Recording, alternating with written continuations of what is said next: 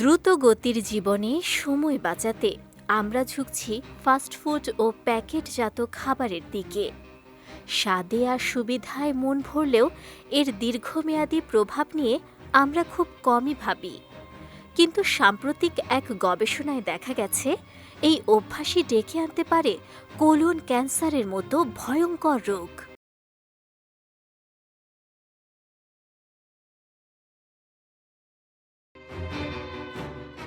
Harvard বিশ্ববিদ্যালয়ের সাম্প্রতিক এক গবেষণায় উঠে এসেছে, নিয়মিত কিছু নির্দিষ্ট খাবার গ্রহণ করলে কোলন পলিপসের ঝুঁকি বাড়ে, যা সময়ের সঙ্গে কোলন ক্যান্সারে রূপ নিতে পারে।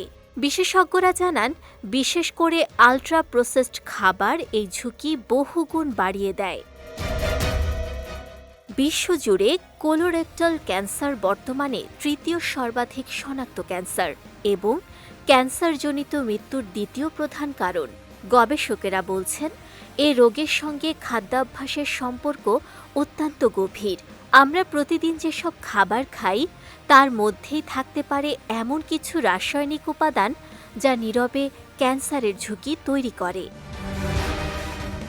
আমেরিকান ক্যান্সার সোসাইটির তথ্য অনুযায়ী প্রতি ২৪ জন পুরুষের একজন এবং প্রতি ২৬ জন নারীর একজন কোলন ক্যান্সারের ঝুঁকিতে থাকেন।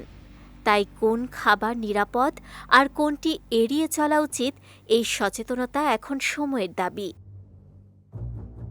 হার্ভার্ড মেডিকেল স্কুল ও ম্যাসাচুসেটস জেনারেল হাসপাতালের গবেষণায় দেখা গেছে, প্যাকেটজাত biscuit, chips, instant noodles, hot dog, processed মাংস, সোডা, আইসক্রিম ও ফ্রোজেন রেডিমিল নিয়মিত খেলে অন্ত্রের পলিপস তৈরির আশঙ্কা বেড়ে যায়। বিশেষ করে ৫০ বছরের কম বয়সী নারীদের ক্ষেত্রে ঝুঁকি প্রায় ৪৫% পর্যন্ত বেশি। এছাড়া উচ্চ তাপে ভাজা বা ঝলসানো খাবারে তৈরি হয় অ্যাক্রিলামাইড ও নাইট্রোসামাইনের মতো ক্ষতিকর যৌগ, যা ক্যান্সারের ঝুঁকি বাড়ায়। অতিরিক্ত অ্যালকোহল গ্রহণেও শরীরে এমন রাসায়নিক তৈরি হয় যা ডিএনএ ক্ষতিগ্রস্ত করতে পারে। কোলন ক্যান্সার হঠাৎ করে হয় না, এটি গড়ে ওঠে আমাদের প্রতিদিনের অভ্যাস থেকে।